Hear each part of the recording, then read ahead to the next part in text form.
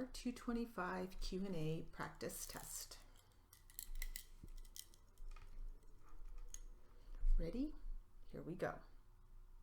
Let me show it to you and see if you can recall this. This would be number 80. Okay, do you recognize that form? I do, sir. Are those your words? It's a summary of the incident, sir, not something that I typed out. Yes, but whoever typed it up would have gotten that information from you or present at the scene. Yes, and in there you put first coroner found no signs of foul play. Is that correct? Yes.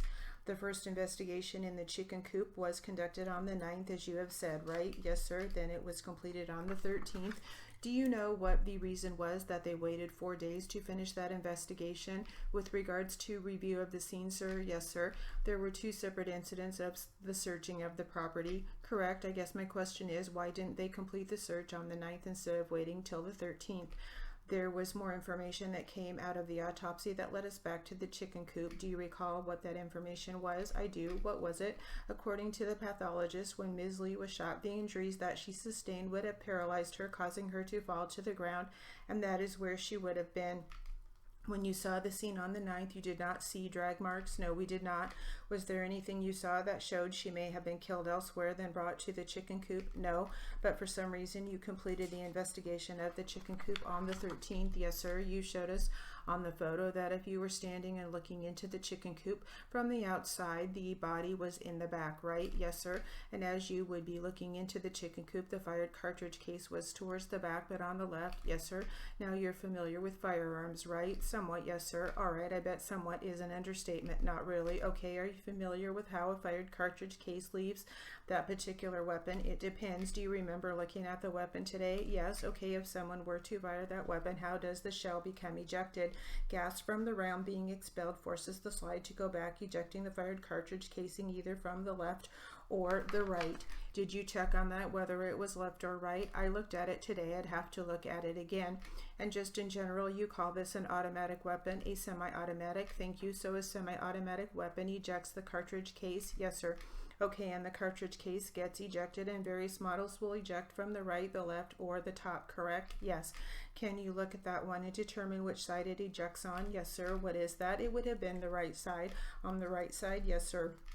Okay, so you can tell anything about where a shooter might have stood? Yes. What can you tell? You could tell positioning to the left or to the right. Now, you were present when you found the gun and the holster, right? Yes, sir. And before it was disturbed, were you there to look to see where it was when it was found? Yes. If you look in there, there's lots of junk piled up. Do you have an opinion as to whether or not a person standing in that chicken coop could have thrown those things to where they were with the junk that was there? So your question is if someone could have thrown it? Yes. Yes, sir.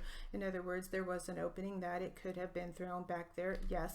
Okay, now apparently a brown cloth glove was also found in the chicken coop, right? Yes, sir. In your search of either the chicken coop or property or the house, did you ever find the match to that glove? No, sir.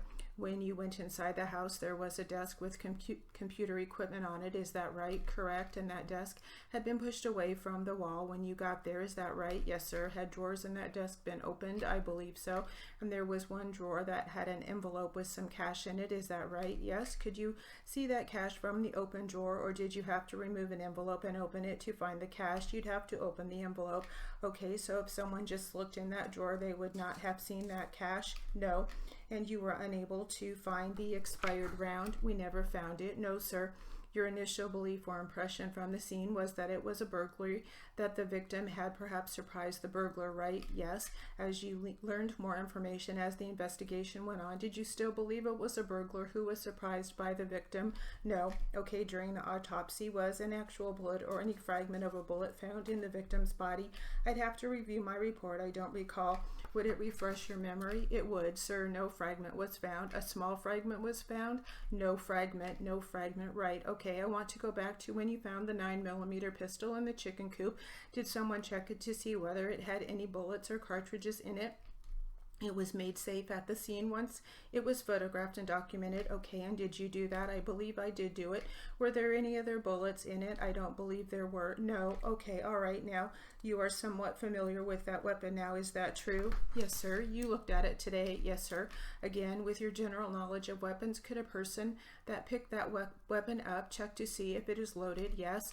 What would a person do to see if it was loaded? You could pull back on the slide gently to see if there is a live round. Thank you, sir. If there was a live round or cartridge that wasn't ejected, it would look the same, would it not? Yes, it would. So it could appear to look loaded because there is a cartridge that did not eject. Yes, that is right. And that will conclude our RPR 225 Q&A practice test.